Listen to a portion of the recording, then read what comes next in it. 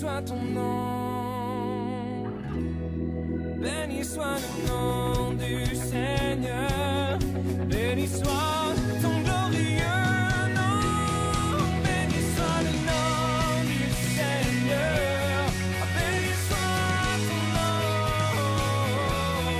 béni soit le nom du Seigneur, béni soit ton glorieux nom,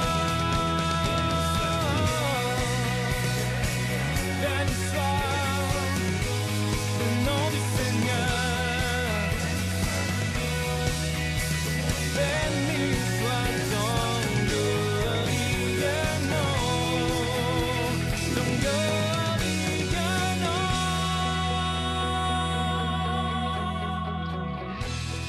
Bonjour, je suis Éric Babef et je vous souhaite la bienvenue à ce culte virtuel de Libre Accès. Je pense que vous êtes maintenant habitués à la liturgie que nous avons adoptée depuis le début. Nous chantons pour louer Dieu, nous écoutons le message du jour et nous prenons le repas du Seigneur. Mais avant tout, unissons-nous dans la prière. Seigneur, quelle grâce, quel privilège de pouvoir nous approcher de ton trône. Seigneur, selon ta parole, nous savons que ton trône est un trône de grâce, un trône de miséricorde, un trône où nous pouvons venir pour être secourus dans tous nos besoins. C'est le trône de ta présence et c'est de ce trône dont nous voulons nous approcher ce soir. Nous te bénissons pour ta présence. Nous te bénissons d'être avec nous et de nous accueillir dans ta sainte et glorieuse présence. Nous te bénissons pour ta bienveillance, pour ta fidélité, pour ta protection et pour toutes les bontés que tu manifestes envers nous dans les différents domaines de notre vie. Seigneur, ce soir, nous venons devant toi avec ce désir de t'entendre nous parler. Seigneur, reçois notre louange. Nous faisons monter vers toi nos prières et nos chants d'adoration, car nous voulons honorer ton saint nom. Alors, Seigneur, nous venons devant toi avec humilité et nous te supplions, parle-nous ce soir, Seigneur. Fais-nous entendre ta voix au travers de la prédication. Fais-nous connaître les bienfaits qui découlent de ta sainte et merveilleuse présence. Nous voulons passer ce moment précieux avec toi autour de ta parole, en unissant nos cœurs les uns et les autres autour de ta sainte présence pour participer à ton repas, celui que tu as préparé pour nous. Alors pendant ce culte virtuel, Seigneur, que nos cœurs soient puissamment édifiés, que notre âme soit consolée par ta présence et que nous soyons tous fortifiés là où nous nous trouvons. Merci pour ta bénédiction que tu répands dans chacune de nos vies et pour cela nous te disons merci dans le nom de Jésus. Amen.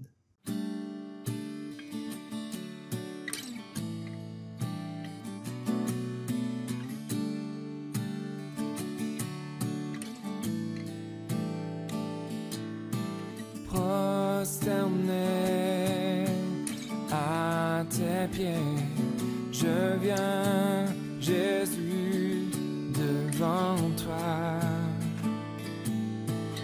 adorer, magnifier celui qui s'est sacrifié, qui donne ton Père pour la terre, tu as laissé ta gloire.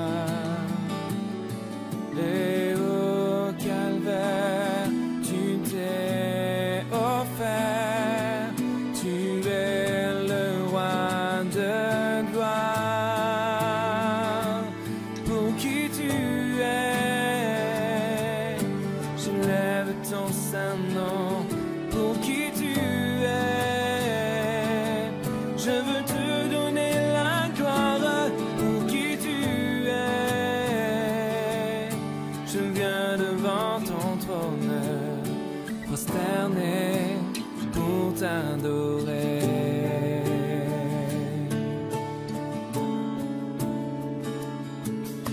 Enseigne-moi à te louer, non pas pour ce que tu fais. Oh, apprends-moi à t'aimer malgré mes difficultés.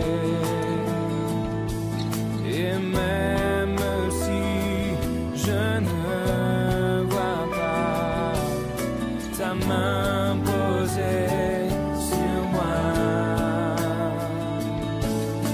Tu as promis qu'à chaque pas, tu serais près de moi. Pour qui tu es, je lève ton saint nom. Pour qui tu es, je veux te donner la gloire. Pour qui tu es, je viens devant ton trône, prosterné pour t'adorer.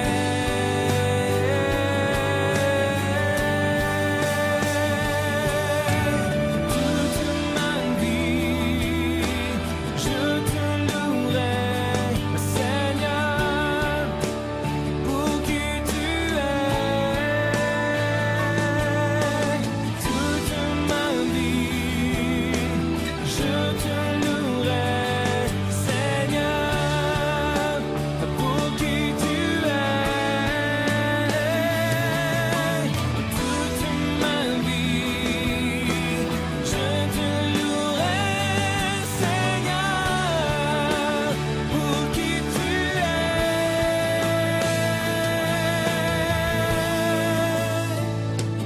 Pour qui tu es, je lève ton saint nom. Pour qui tu es,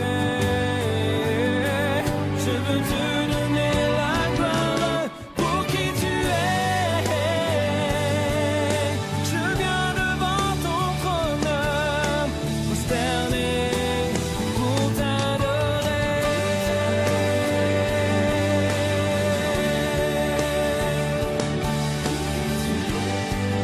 Oh, je veux te donner la gloire. Pour qui tu es,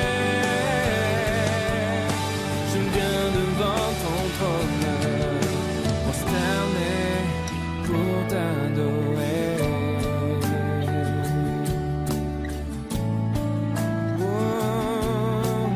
oh.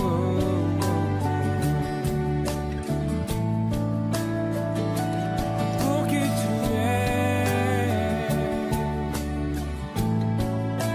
je te louerai, mon roi.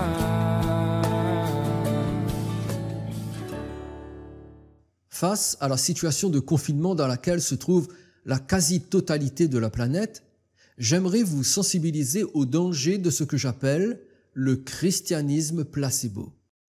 Vous voulez savoir de quoi il s'agit, je suppose. Eh bien, commençons par le mot-clé de l'expression, le mot placebo. Savez-vous ce qu'est un placebo? On en parle en ce moment à propos des recherches de traitement contre le coronavirus. Quand des recherches sont effectuées en vue d'un traitement médical, un certain protocole est adopté. Lorsqu'on pense avoir trouvé un remède à une maladie, on teste son efficacité en réunissant un groupe de personnes atteintes de la pathologie pour laquelle les recherches ont été entreprises. Généralement, les choses se passent ainsi. On divise le groupe de malades en deux. Au premier groupe, on administre le traitement qui est susceptible de vaincre la maladie. Au second groupe, on administre une substance neutre n'ayant aucune efficacité, mais en lui faisant croire que c'est le vrai remède. Ensuite, on compte combien de malades ont été guéris dans les deux groupes. S'il y a des malades qui guérissent dans le groupe ayant reçu la substance neutre, cela prouve que leur guérison est le résultat de mécanismes psychologiques, étant donné que le soi-disant traitement n'avait aucune efficacité. À partir de là, on essaie de déterminer combien de malades dans le premier groupe ont été réellement guéris par le traitement et non pas seulement par les mêmes mécanismes psychologiques que ceux du second groupe qui, eux, n'avaient pas reçu de substance active. Et ça, c'est une autre histoire. C'est cette substance neutre et inactive que l'on nomme placebo. Comme définition, nous pourrions retenir celle du site futura.science.com. Un placebo est un médicament sans principe actif. Il n'a donc de ce fait aucun effet pharmacologique dans la pathologie qu'il est censé traiter. Également appelés faux médicaments, les placebos ont pour effet de soulager sans toutefois contenir de substances actives permettant la guérison. En d'autres mots, il s'agit d'un remède imaginaire, mais le malade, lui, l'ignore. C'est parce qu'il croit qu'on lui a administré le vrai remède qu'il déclenche une auto-guérison qui relève davantage du domaine psychologique que purement physique. Ce que je viens de dire n'est bien sûr qu'un résumé ou un raccourci sur un sujet qui exigerait davantage d'expertise, mais vous l'aurez compris, ce n'est absolument pas mon objectif. Je souhaite juste garder présent à l'esprit la notion d'effet placebo ou de remède imaginaire en l'appliquant au christianisme, car la situation mondiale de confinement a ceci de particulier, c'est qu'elle révèle que certaines églises locales et certains chrétiens pratiquent un christianisme placebo. Le christianisme placebo, c'est un christianisme qui semble fonctionner, mais qui n'a pas de substance active venant de Dieu. C'est juste le produit de mécanismes mentaux et émotionnels. C'est un christianisme qui fait du bien à l'ego, qui nourrit les besoins émotionnels et donne un sentiment de sécurité. Mais quand on le regarde de près, on découvre que ce n'est pas le christianisme conforme à l'évangile de Jésus-Christ. C'est simple. Ce n'est pas parce que quelque chose produit des résultats que cela est forcément vrai et correspond à ce que Dieu veut pour nous. Jésus en personne nous donne un exemple inquiétant de ce qu'est le christianisme placebo lorsqu'il déclare à la fin du sermon sur la montagne, dans Matthieu chapitre 7, « Ceux qui me disent « Seigneur, Seigneur », n'entreront pas tous dans le royaume des cieux, mais seulement celui qui fait la volonté de mon Père qui est dans les cieux. » Plusieurs me diront en ce jour-là, « Seigneur, Seigneur, n'avons-nous pas prophétisé par ton nom? N'avons-nous pas chassé des démons par ton nom? Et n'avons-nous pas fait beaucoup de miracles par ton nom? » Alors je leur dirai ouvertement, « Je ne vous ai jamais connu. Retirez-vous de moi, vous qui commettez l'iniquité. » Notez que les prétentions de ces individus ne sont pas remises en cause par le Seigneur. Il ne les traite pas de menteurs, car ils ont vraiment fait ce qu'ils affirment. Le problème, c'est qu'ils ont accompli ces choses sans avoir la moindre relation avec Jésus qui leur répond « Je ne vous ai jamais connu ».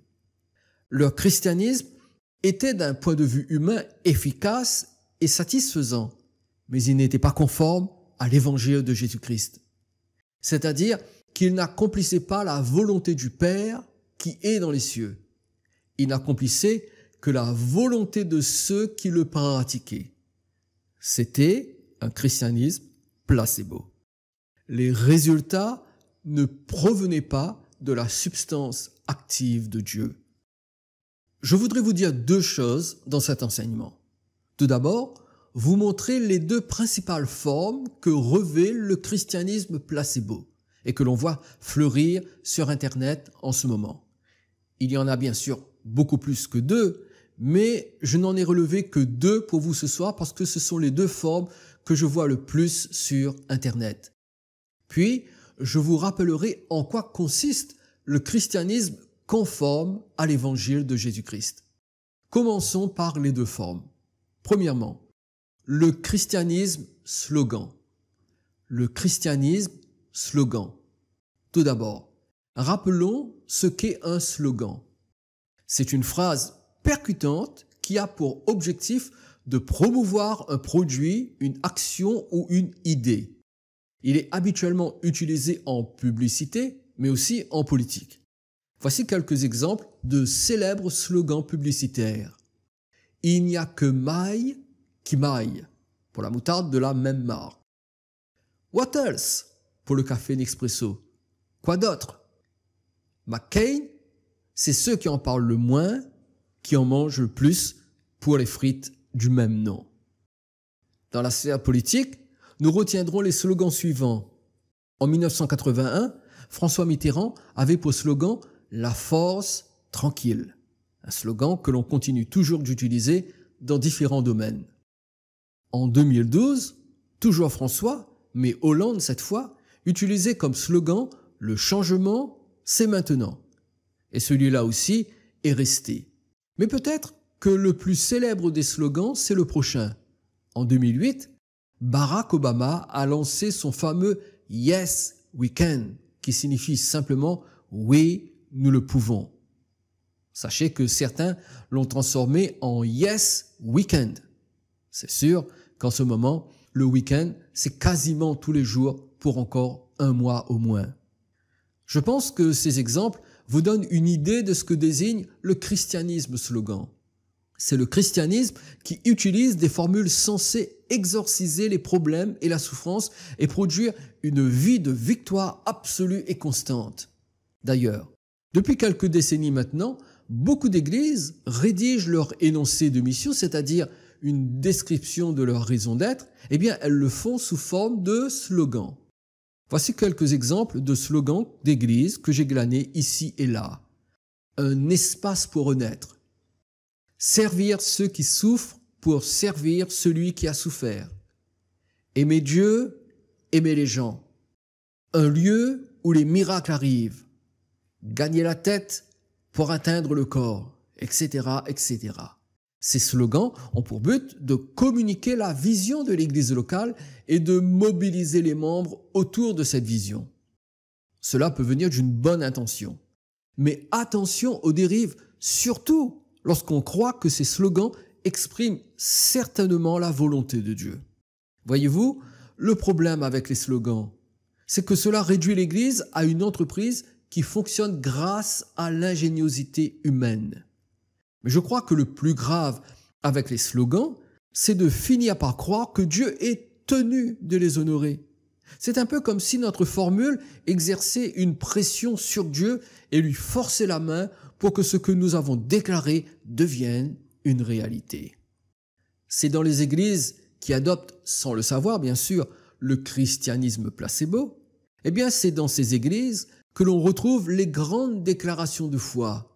Mais je mets le mot foi entre guillemets. En réalité, c'est plus de la présomption que de la foi.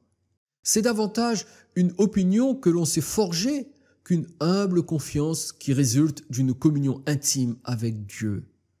Le christianisme slogan, c'est le genre de christianisme où l'on se sert de formules toutes faites pour repousser les difficultés en tout genre. Laissez-moi partager avec vous un exemple typique, surtout en ce moment. Il consiste à se servir du psaume 91 pour prétendre que les chrétiens ne seront pas touchés par le coronavirus. Ce texte déclare en effet, et je lis à partir du verset 5, « Tu ne craindras ni les terreurs de la nuit, ni la flèche qui vole de jour, ni la peste qui marche dans les ténèbres, ni la contagion qui frappe en plein midi. Que 1000 tombent à ton côté et 10 000 à ta droite, tu ne seras pas atteint. De tes yeux seulement tu regarderas et tu verras la rétribution des méchants.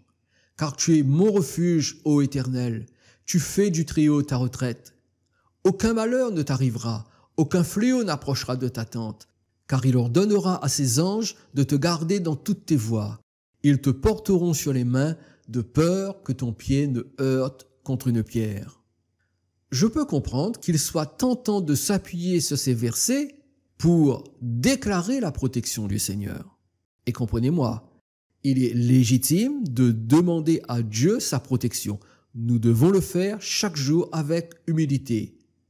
Chrétiens, chrétiennes, demandez à Dieu de vous protéger. Mais il y a une différence entre demander et déclarer ce à quoi nous sommes persuadés avoir droit. J'ai entendu plusieurs prédicateurs se servir de ces versets pour affirmer aux chrétiens qu'ils n'avaient rien à craindre, car ils avaient la promesse de la protection divine contre la peste qui marche dans les ténèbres et la contagion qui frappe en plein midi. Mais est-ce que ce psaume promet aux croyants la protection automatique de Dieu en cas d'épidémie? Excusez-moi de ne pas tourner autour du pot car le temps presse, mais ce n'est pas du tout l'intention de ce psaume. Il faut se souvenir que le diable tentera toujours les chrétiens pour qu'ils réclament à Dieu quelque chose que celui-ci est censé leur devoir. Cette réclamation se déguise en confession de foi, mais ce n'est pas vraiment de la foi. Comment osons-nous croire que Dieu puisse nous devoir quelque chose? Dieu nous serait-il redevable? Je vais vous dire à quoi nous avons droit. Au jugement et à la condamnation éternelle. C'est à cela que nous avons droit. Cependant, Paul dit dans Éphésiens chapitre 2 versets 4 et 5, « Mais Dieu qui est riche en miséricorde à cause du grand amour dont il nous a aimés, nous qui étions morts par nos offenses, nous a rendus vivants avec Christ. C'est par grâce que vous êtes sauvés. » Vous souvenez-vous de la relation privilégiée qu'Abraham entretenait avec Dieu? Jacques chapitre 2 verset 23 dit qu'il fut appelé ami de Dieu. Il jouissait d'une telle intimité avec Dieu que le Seigneur avait du mal à lui cacher des choses qui le concernaient directement, comme lorsque la vie de son neveu Lot était en danger devant l'imminence de la destruction de Sodome et Gomorrhe dans Genèse chapitre 18 verset 17. Alors l'Éternel dit, « Cacherai-je à Abraham ce que je vais faire ?» Mais comment a réagi Abraham à propos de la nouvelle selon laquelle la ville où habitait son neveu allait être détruite? A-t-il fait valoir ses droits d'ami de Dieu? A-t-il utilisé une confession de foi ou un slogan rappelant à Dieu ce qu'il possédait comme privilège en raison de son statut d'ami du Seigneur? Non, absolument pas. Au contraire, Abraham a fait preuve d'une grande humilité. Et il a pris beaucoup de précautions lorsqu'il s'est mis à intercéder en faveur de son neveu Lot, dont il n'a d'ailleurs pas cité une seule fois le nom dans sa prière. Je vous conseille de lire en entier Genèse chapitre 18. Mais pour illustrer mon propos, laissez-moi vous montrer brièvement comment Abraham parle à Dieu. Regardez ces versets. Le verset 27, Abraham reprit et dit, « Voici, j'ai osé parler au Seigneur, moi qui ne suis que poudre et cendre. » Au verset 30, Abraham dit que le Seigneur ne s'irrite point et je parlerai. Au verset 31, Abraham dit, « Voici, j'ai osé parler au Seigneur. » Au verset 32, Abraham dit que le Seigneur ne s'irrite point et je ne parlerai plus que cette fois. Aujourd'hui, nous chrétiens, nous devrions prendre exemple sur Abraham dans notre façon de nous adresser à Dieu plutôt que de faire preuve de familiarité. Mes amis, à quand remonte la dernière fois où vous avez dit au Seigneur que vous n'êtes que poudre et cendre? Savons-nous que nous nous adressons au Maître souverain de l'univers qui nous donne le souffle de vie lorsque nous prions? Mes amis, Dieu n'est pas notre pote, Dieu est notre roi. Nous ne pouvons rien réclamer. Il ne nous doit rien, pas même la protection contre le coronavirus. S'il nous l'accorde, c'est par pure grâce. Ne l'oublions jamais. J'aimerais revenir sur ma déclaration de tout à l'heure. J'ai dit qu'il faut se souvenir que le diable tentera toujours les chrétiens à réclamer à Dieu quelque chose que celui-ci est censé leur devoir. C'est exactement ce que Satan a voulu faire avec Jésus. Et il s'est même servi du psaume 91 pour le lui suggérer. Nous lisons dans Matthieu chapitre 4, les versets 5 à 7, « Le diable le transporta dans la ville sainte, le plaça sur le haut du temple et lui dit, « Si tu es fils de Dieu, jette-toi en bas, car il est écrit, il donnera des ordres à ses anges à ton sujet et ils te porteront sur les mains de peur que ton pied ne heurte contre une pierre. » Jésus lui dit, « Il est aussi écrit, tu ne tenteras point le Seigneur ton Dieu. » Vous noterez que Satan veut conduire Jésus à user de son droit d'être protégé par Dieu en sautant du haut du temple. Car après tout, Dieu lui a promis cette protection surnaturelle. Et j'attire votre attention sur le fait que Satan utilise les versets 11 et 12 du psaume 91 pour tenter le Seigneur. La réponse de Jésus au verset 7, il est aussi écrit « Tu ne tenteras point le Seigneur ton Dieu » signifie « Non Satan, je ne t'obéirai pas, car je n'ai pas l'intention d'agir avec présomption devant Dieu. » Par manque de temps, je me contenterai de 2 remarques sur ce texte. Première remarque. Jésus ne s'est pas appuyé sur une parole de Dieu pour agir indépendamment de Dieu. Car il savait que la protection de Dieu n'était pas un prétexte pour aller au-devant du danger quand il était plus sage de l'éviter.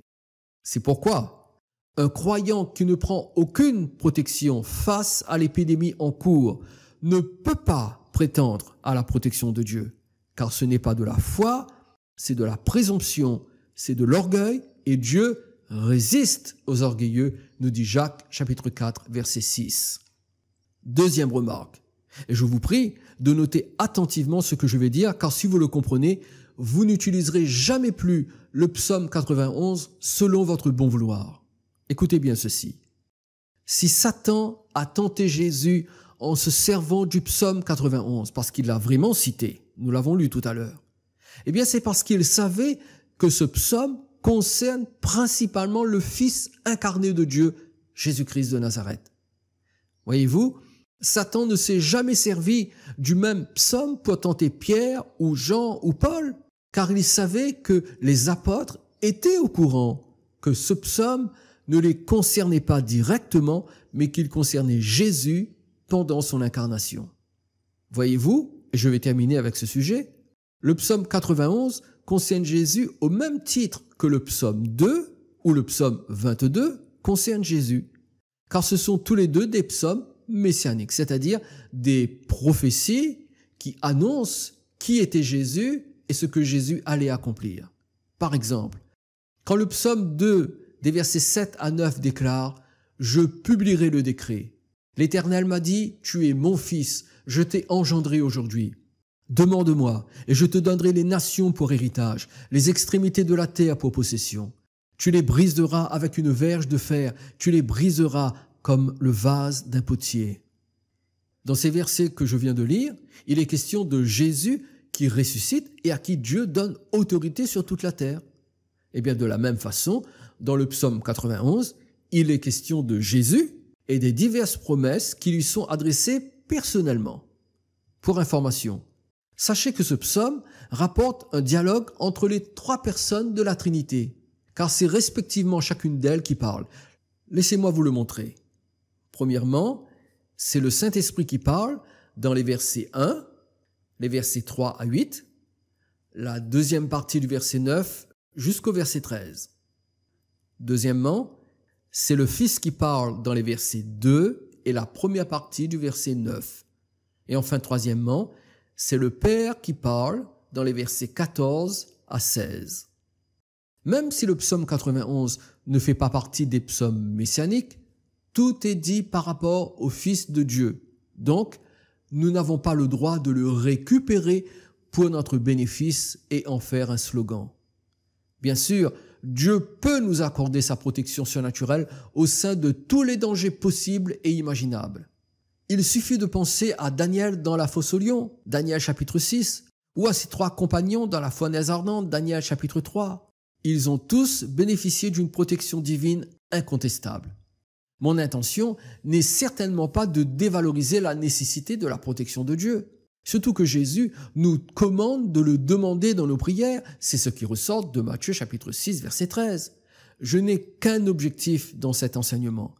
Vous mettre en garde contre un christianisme sans substance active divine et qui ne repose que sur des paroles creuses. Je suis tombé sur une vidéo dont le titre est « 36 versets contre toute épidémie ». Cela, encore une fois, peut partir d'un bon sentiment. Mais ce genre d'affirmation peut induire en erreur et nous laisser penser que les versets de la Bible sont des formules de protection ou de délivrance. Les paroles prononcées par Dieu deviennent alors des slogans. Notre protection ou notre délivrance se trouve dans une personne et non dans un slogan. C'est Jésus-Christ notre refuge et non pas les slogans que nous fabriquons à partir de la Bible. Tenons-nous éloignés de tout triomphalisme et restons humbles devant le Seigneur. Mais il y a une seconde forme que revêt le christianisme placebo dont j'aimerais vous parler. Deuxièmement, le christianisme expresso. Le christianisme expresso. C'est une référence à nos cafetières, bien sûr, mais pas que. Sommes-nous conscients qu'un plat qui nécessiterait plusieurs heures de préparation, eh bien nous pouvons aujourd'hui y avoir accès très rapidement. Il suffit de mettre un surgelé au four micro-ondes et c'est prêt en quelques minutes. En d'autres termes, si j'ai un besoin, j'ai juste à appuyer sur un bouton et je peux immédiatement le consommer. Je pourrais aussi nommer cette deuxième forme le christianisme de consommation, en référence à la mentalité qui s'est développée dans nos pays hautement industrialisés et automatisés. Cette mentalité fonctionne ainsi. Tout existe pour ma satisfaction. Je n'ai qu'à me servir. Un clic sur Internet et nous avons tout à disposition. Nourriture, vêtements, loisirs, utilitaires, gadgets, etc. Mais il y a un troisième nom qui décrirait bien cette seconde forme de christianisme. Et c'est d'ailleurs celui que je trouve le plus approprié, même si je ne l'ai pas gardé. Je l'appelle le christianisme LSDC. Heureusement qu'il y a un C après LSD, car vous pourriez croire que je parle de drogue dure. Mais que signifie LSDC? C'est l'abréviation de l'expression « le spectacle doit continuer ». Le spectacle doit continuer. Pour ceux qui ont été capables de faire le rapprochement, cela nous rappelle « The Show Must Go On », la célèbre chanson du groupe de rock anglais The Queen. Voilà ce que cela donnait. Pour information, cette chanson est sortie le 14 octobre 1991. Il s'agit de la dernière chanson diffusée du vivant de Freddie Mercury, le chanteur vedette du groupe, qui était déjà très affaibli par le virus du sida et qui décédera moins de 2 mois après, le 24 novembre 1991, des suites d'une bronchopneumonie. C'est comme si le groupe Queen voulait dire au monde entier « Freddie Mercury va mourir, mais le spectacle doit continuer ». Et il est vrai que depuis, le groupe Queen s'est produit plusieurs fois sur scène, mais sans son chanteur mythique. Le christianisme LSDC, je le vois dans les églises qui ne peuvent plus avoir de culte public depuis plusieurs semaines, mais qui essaient toujours de diffuser leur culte à partir du bâtiment qu'ils occupent habituellement. Au début du confinement, j'ai même lu qu'un responsable d'église continuait de présider le culte hebdomadaire dans une salle totalement vide. Un autre n'a rien trouvé de mieux à faire que d'épingler la photo des membres de son église sur chaque chaise vide et de prêcher ensuite devant son auditoire imaginaire. Je trouve ça triste. Pas vous? C'est comme si le bâtiment était sacré et jouait un rôle spirituel dans la vie des chrétiens. Aux États-Unis, certaines grandes églises continuent de se réunir alors que le pays est devenu le nouvel épicentre de la pandémie et que le nombre de victimes augmente chaque jour. Dans l'une de ces églises où les chrétiens continuent de se réunir, certains membres ont été licenciés par l'entreprise qui les employait car celle-ci a peur que ces croyants deviennent des vecteurs de contamination. Dans le christianisme LSDC, ce qui est frappant également, c'est la tendance qu'ont certaines églises de réunir leurs groupes de musiciens et de chanteurs et de filmer leurs performances sur une estrade afin de proposer une louange live pour leurs membres qui peuvent alors bénéficier d'un show de louange comme lorsque les cultes étaient encore publics. Cela se produit aussi bien dans la sphère francophone qu'anglophone. Le message est simple. Nous ne pouvons plus nous rassembler, mais le spectacle doit continuer pour que le nombre de spectateurs ne diminue pas. Continuons de donner aux croyants ce qui a fait notre succès. Pourvoyons à leurs besoins d'expérience émotionnelle, de peur qu'ils nous oublient et s'éloignent de nous. Cette façon de fonctionner nourrit le christianisme expresso, où le produit doit être accessible en un clic. Mais surtout, cela indique une dépendance que les croyants doivent avoir par rapport à une performance scénique. Comprenez-moi bien, il n'y a rien de mauvais à louer Dieu avec de bons musiciens et de bons chanteurs. Le problème, c'est quand la louange devient un produit de consommation pour satisfaire un besoin émotionnel. Et l'insistance qu'ont certaines églises à diffuser ce genre de performance scénique prouve que leur christianisme est devenu un produit de consommation. C'est la dimension scénique qui en est le révélateur et ce fonctionnement indique que l'on est en face d'un christianisme placebo. Maintenant que nous avons identifié le problème grâce à ces deux formes de christianisme, parlons un peu de la solution. La solution consiste à comprendre ce que le Seigneur a fait ou ce qu'il a permis qu'il arrive et surtout à tirer les bonnes conclusions. Je voudrais vous parler du christianisme conforme à l'évangile de Jésus-Christ. Quel est-il réellement? Quelqu'un a dit que le christianisme est né en Israël dans un mouvement spirituel, puis il s'est déplacé en Europe pour devenir une institution religieuse, et finalement, il s'est exporté en Amérique où là, il a acquis sa forme la plus pernicieuse et la plus largement répandue, une entreprise. C'est plutôt acerbe, je le reconnais, mais il y a un fond de vérité. Qu'est-ce que le christianisme slogan et le christianisme expresso? C'est du christianisme entreprise qui répond à des techniques marketing et qui est devenu un produit de consommation pour la satisfaction personnelle et immédiate. C'est un christianisme sans substance active divine, mais rempli de formules, de déclarations triomphalistes et de performances scéniques offrant de grands frissons, mais aussi une fausse sécurité. C'est un christianisme placebo. Il est efficace et donne satisfaction, mais il est faux. Il est faux. Face à ce christianisme placebo, qu'est-ce que le Seigneur a fait? Eh bien, il a fait exactement ce dont il a parlé dans Hébreux chapitre 12, les versets 26 et 27. Lui, dont la voix ébranla alors la terre et qui maintenant a fait cette promesse, une fois encore, j'ébranlerai non seulement la terre mais aussi le ciel. Ces mots, une fois encore, indiquent le changement des choses ébranlées comme étant faites pour un temps, afin que les choses inébranlables subsistent. Mes amis, Dieu a soufflé sur tout ce qui faisait notre sécurité, nos églises locales, nos organisations et nos projets. Avez-vous remarqué que les églises locales ne peuvent plus se réunir? Ce qui signifie qu'elles n'existent plus, à part sur le papier bien sûr. Mais réellement, les églises locales n'existent plus. Plus personne n'a le droit de se réunir. Pensez à cela. Dieu n'a pas hésité à mettre en arrêt les églises locales. Tout ce qui faisait notre quotidien chrétien collectif n'existe plus. Pourquoi a-t-il fait cela? Eh bien, il l'a fait ou il l'a permis pour ébranler ce qui peut l'être afin que ce qui est inébranlable subsiste. Question. Que reste-t-il d'inébranlable dans notre christianisme depuis le début du confinement et la menace de la pandémie? Dieu a mis à genoux des méga-churches qui ne peuvent plus se réunir. Dieu a mis à genoux des responsables de méga-churches qui se retrouvent sans force devant l'effondrement économique. Dieu a soufflé sur nos prétentions à une destinée de succès. Dieu a soufflé sur nos projets d'extension et de croissance. Nous sommes en face de notre petitesse. Que nous reste-t-il? Que vous reste-t-il, vous qui m'écoutez? La Bible dit dans 2 Corinthiens chapitre 13 verset 5, « Examinez-vous vous-même pour savoir si vous êtes dans la foi.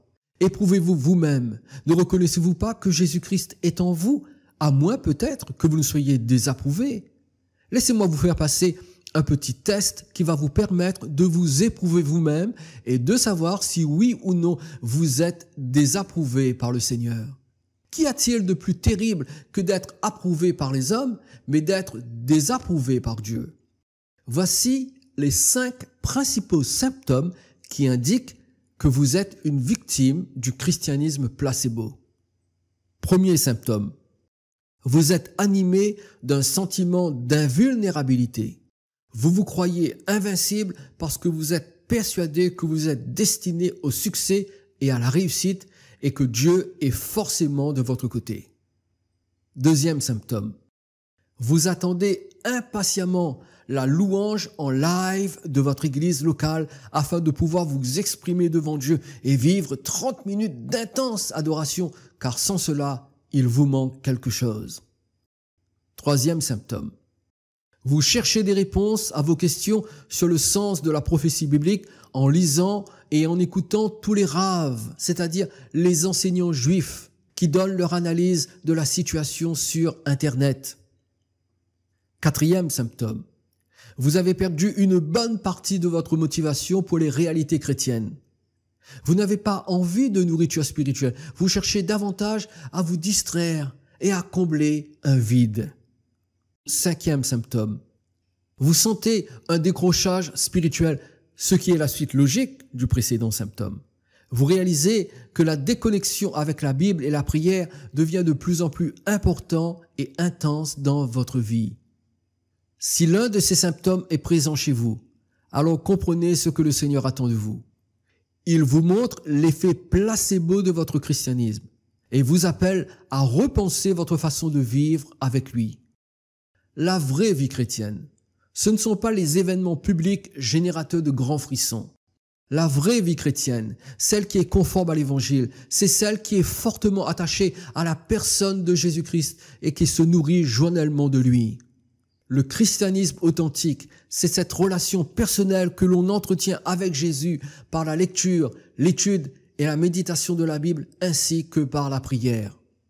Le christianisme authentique, c'est cette recherche individuelle de la communion avec le Seigneur, une communion où il nous discipline et se fait connaître à nous. Le christianisme authentique, c'est une affection grandissante pour la personne de Jésus parce que nous le connaissons de mieux en mieux et de plus en plus chaque jour. Vous avez le privilège de bénéficier d'un culte virtuel diffusé sur Internet et gloire à Dieu pour cela. Mais si demain, pour une raison ou une autre, ces cultes virtuels deviennent impossibles, qu'il n'y a plus de communication Internet, que c'est silence radio total, garderez-vous votre contact avec la parole de Dieu et pourrez-vous vous nourrir spirituellement? Si vous ne pouvez pas répondre oui à cette dernière question, alors votre christianisme est un placebo et vous êtes en danger. Je crois fermement à la place de la prédication et au rôle des prédicateurs, car c'est Dieu qui a institué l'un et l'autre. Mais je crois aussi que chaque chrétien doit être capable de se nourrir spirituellement. Si ce n'est pas le cas, alors ce chrétien vit par procuration. Il dépend d'un autre pour sa relation avec Dieu. Je crois que l'on peut devenir un consommateur de prédication tout comme on devient un consommateur de louanges.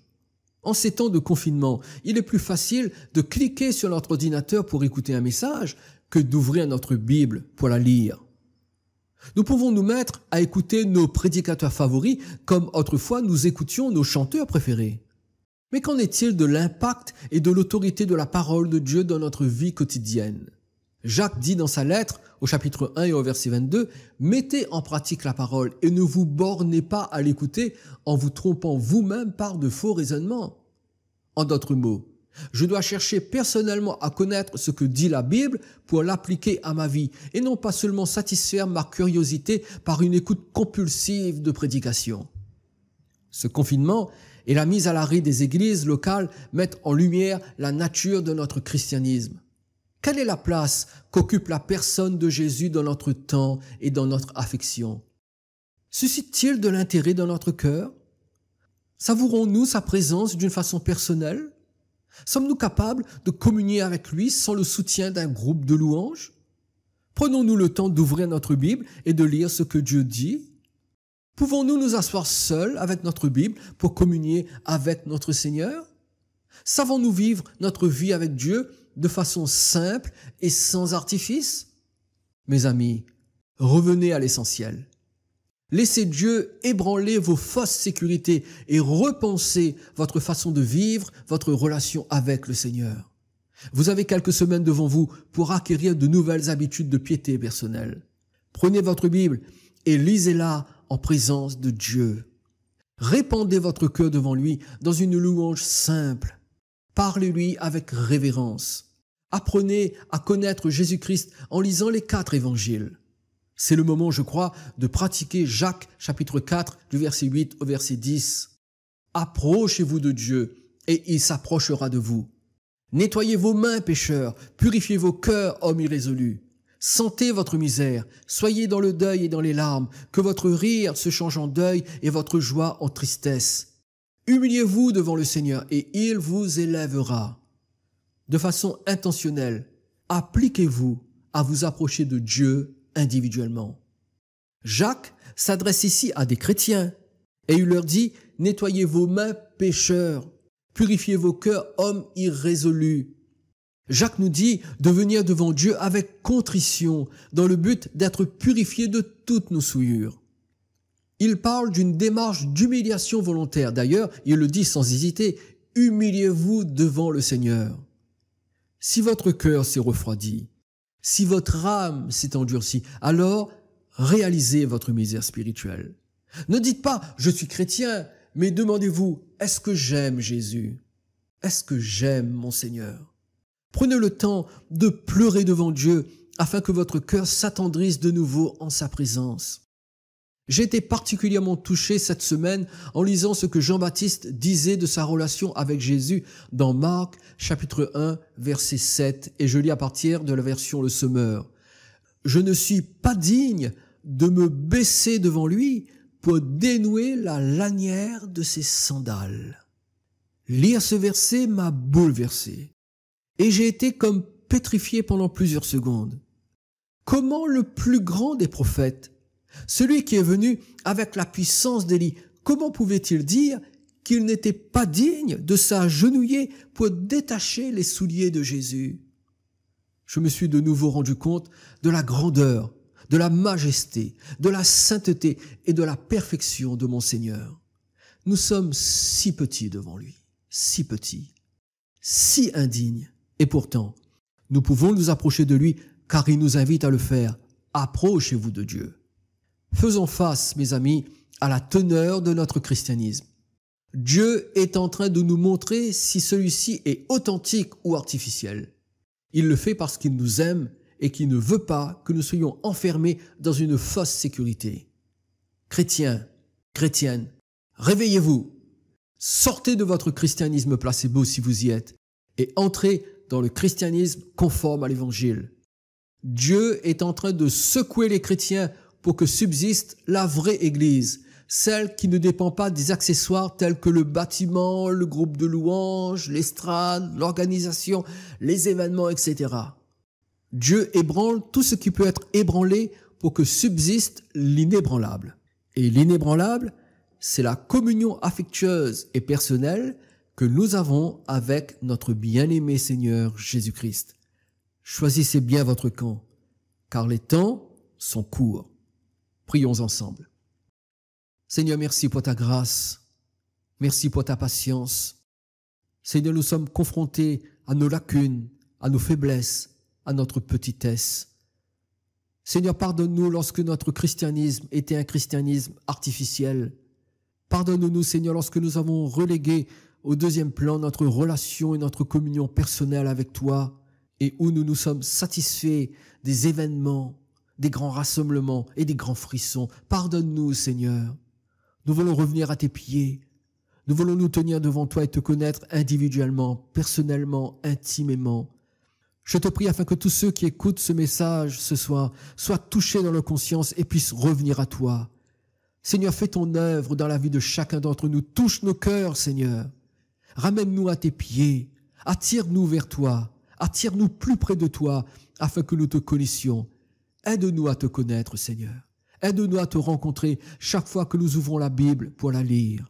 Seigneur, je te prie afin que ta grâce et ta bienveillance et ta bénédiction reposent sur chacun d'entre nous dans le nom de Jésus. Il est temps de s'approcher de la table du Seigneur. Faisons-le avec crainte en renouvelant notre consécration au Seigneur. Allez chercher votre pain et votre coupe pendant la diffusion de ce chant. On se retrouve juste après.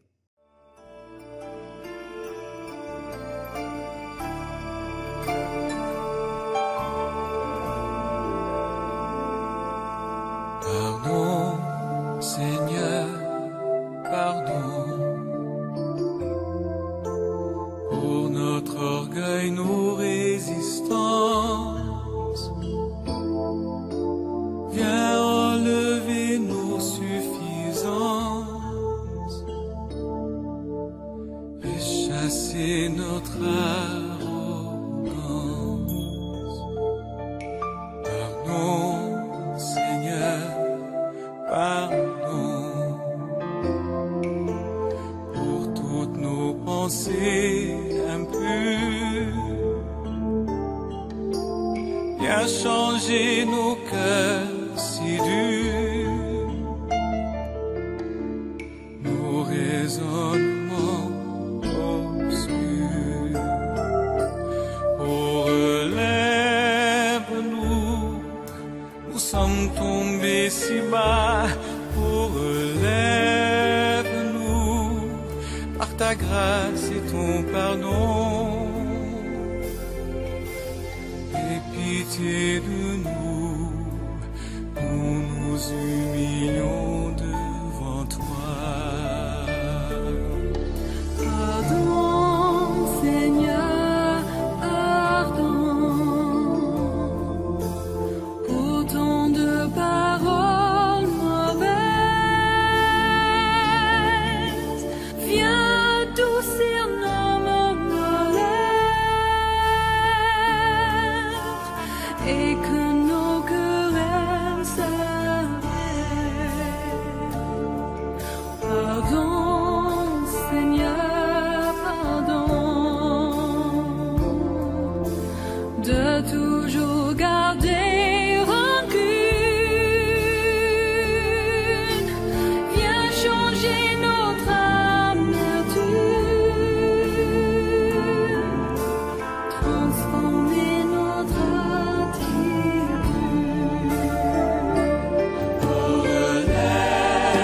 Relève-nous, nous sommes tombés si bas. Oh, relève-nous, par ta grâce et ton pardon. Aie pitié de nous, nous nous humilions devant toi. Oh, relève-nous, nous sommes tombés si bas. Oh, relève-nous, par ta grâce et ton pardon. Aie pitié de nous, nous nous humilions devant toi.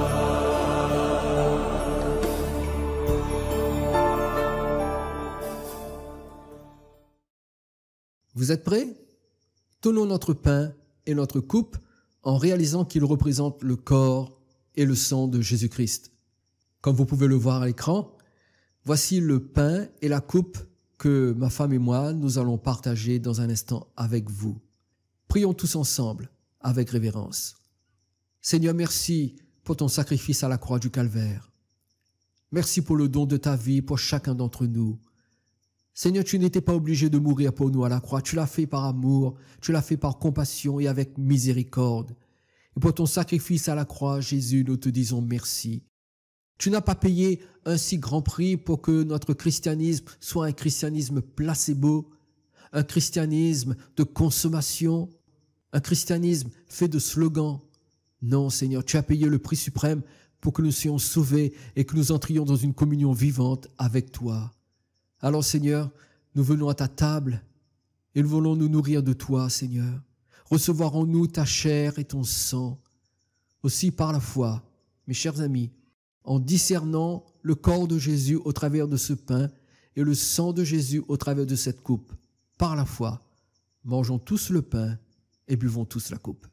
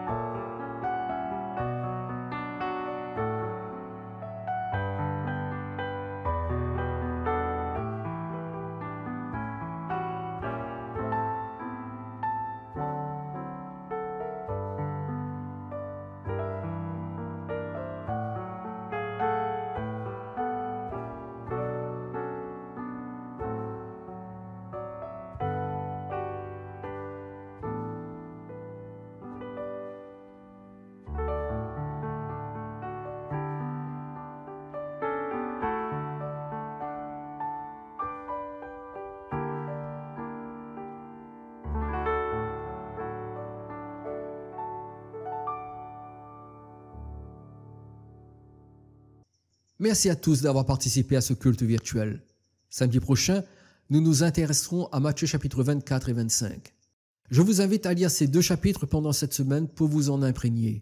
Nous étudierons ensemble ce que Jésus a dit dans ce texte qui est essentiel à la compréhension de la prophétie sur la fin des temps. En attendant, prenez soin de vous et que le Seigneur vous bénisse. Bonne semaine à tous et à bientôt.